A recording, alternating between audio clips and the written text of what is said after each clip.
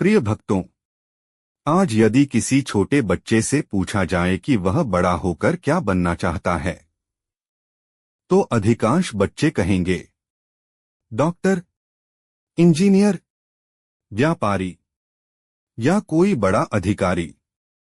और इसमें कोई बुराई भी नहीं है। जीवन में आगे बढ़ना, अपने परिवार को सुख देना और अपने सपनों को पूरा करना, यह सब बहुत आवश्यक है। लेकिन एक प्रश्न है, यदि कोई व्यक्ति बहुत धन कमा ले, बहुत बड़ा घर बना ले, समाज में सम्मान भी प्राप्त कर ले, फिर भी उसके मन में शांति न हो, तो क्या उसे वास्तव में सफल कहा जा सकता है? भगवान श्री कृष्ण कहते हैं, सफलता केवल वह नहीं जो संसार देखता है। सफलता वह है जिसे आपका मन महसूस करता है। आज दुनिया हमें सिखाती है, दूसरों से आगे निकलो, सबसे अधिक कमाओ, सबसे बड़ा नाम बनाओ। लेकिन गीता हमें एक अलग मार्ग दिखाती है। श्री कृष्ण कहते हैं, अपने कल से बेहतर बनो, किसी और से तुलना मत करो, क्योंकि तुलना कभी संतोष नहीं देती। मान लीजिए, दो पेड़ एक ही बगीचे में लगे हैं। एक आम का पेड़ है और दूसरा बरगद का। यदि आम का पेड़ यह सोचने लगे कि मैं बरगद जितना ऊंचा क्यों नहीं हूं, तो क्या वह कभी मीठे फल दे पाएगा? और यदि बरगद यह सोचने लगे कि मैं आम की तरह फल क्यों नहीं देता, तो क्या वह अपनी विशाल छाया दे पाएगा? दोनों का उद्देश्य अलग है, दोनों का महत्व अलग है। ठीक इसी प्रकार भगवान ने प्रत्येक मनुष्य को अलग गुण दिए हैं। किसी को मधुर वाणी दी, किसी को बुद्धि दी, किसी को सेवा का भाव दिया और किसी को नेतृत्व करने की क्षमता। यदि हम हर समय दूसरों की नकल करते रहेंगे, तो अपनी वास्तविक पहचान खो देंगे। प्रिय भक्तों, सफलता का दूसरा नाम है संतुलन। यदि धन है लेकिन स्वास्थ्य नहीं, तो सफलता अधूरी है। यदि सम्मान है लेकिन परिवार का प्रेम नहीं, तो सफलता अधूरी है। यदि प्रसिद्धि है लेकिन मन अशांत है, तो सफलता अधूरी है।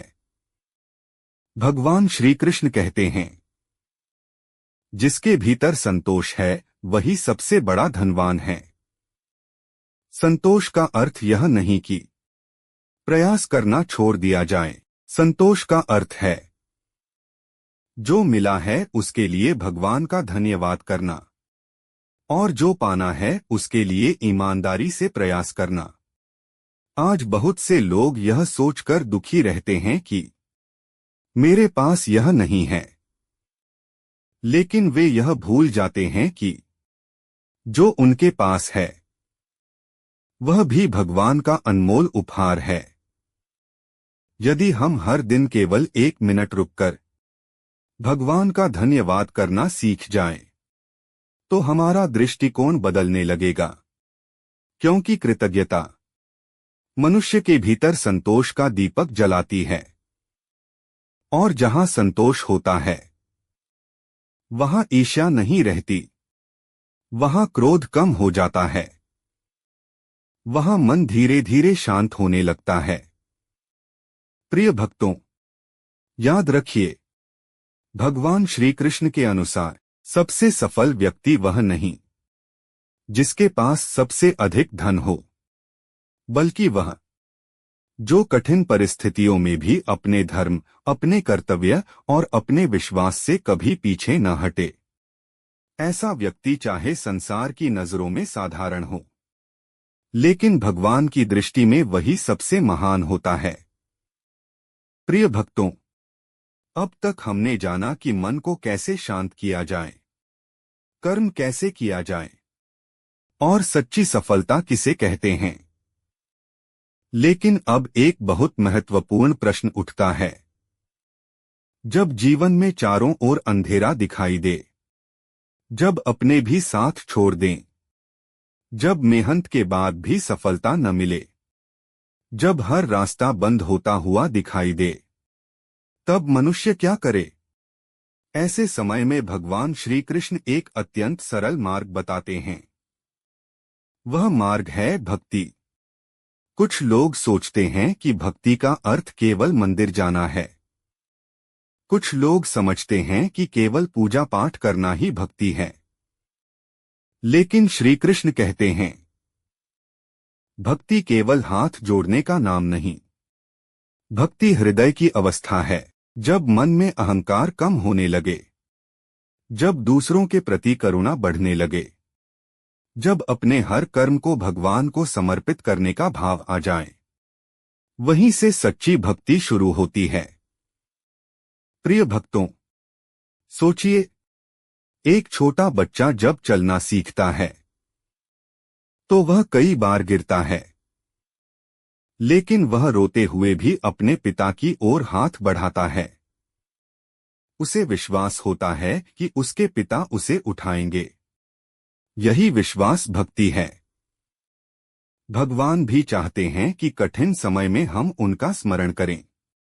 इसका अर्थ यह नहीं कि कठिनाइयां तुरंत समाप्त हो जाएंगी, लेकिन उन्हें सहने की शक्ति अवश्य मिलने लगेगी।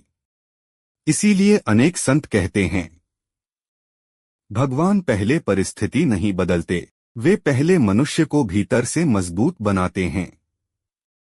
और जब मन मजबूत हो जाता है तो वही कठिन परिस्थिति भी छोटी लगने लगती है। प्रिय भक्तों, कलयुग की सबसे बड़ी विशेषता यह है कि मन बहुत जल्दी भटक जाता है। एक क्षण में भगवान का स्मरण और दूसरे ही क्षण संसार की चिंता। इसीलिए भगवान का नाम बार बार लेने की परंपरा बनाई गई। जब हम श्रद्धा से राधे कृष्ण कहते हैं या हरे कृष्ण का जप करते हैं, तो केवल शब्द नहीं बोलते, हम अपने मन को भगवान की ओर मोड़ते हैं।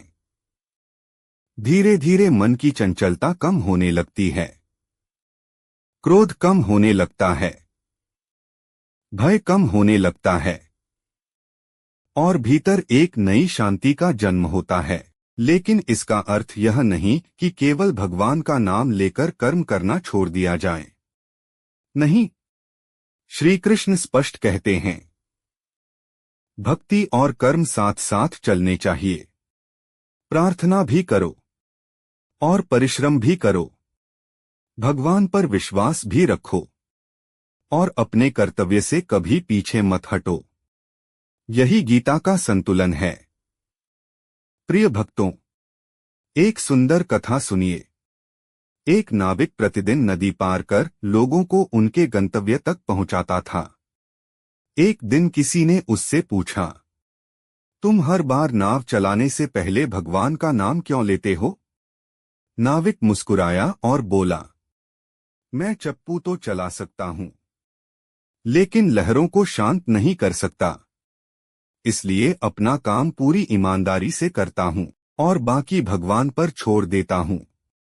प्रिय भक्तों, यही तो गीता का सार है। जहां कर्म समाप्त होता है, वहां विश्वास शुरू होता है, और जहां विश्वास होता है, वहां भय धीरे धीरे समाप्त होने लगता है। इसलिए यदि आज आपके जीवन में कोई कठिनाई है, तो निराश मत होइए। भगवान शायद आपको दंड नहीं दे रहे, वे आपको पहले से अधिक मजबूत बना रहे हैं।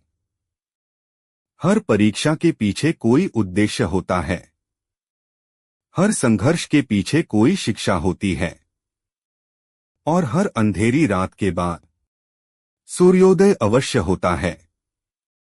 इसलिए भगवान श्री कृष्ण का हाथ कभी मत छोड़िए, क्योंकि जो व्यक्ति भगवान का हाथ पकड़ लेता है, उसे जीवन के सबसे कठिन मार्ग भी पार करने की शक्ति मिल जाती है।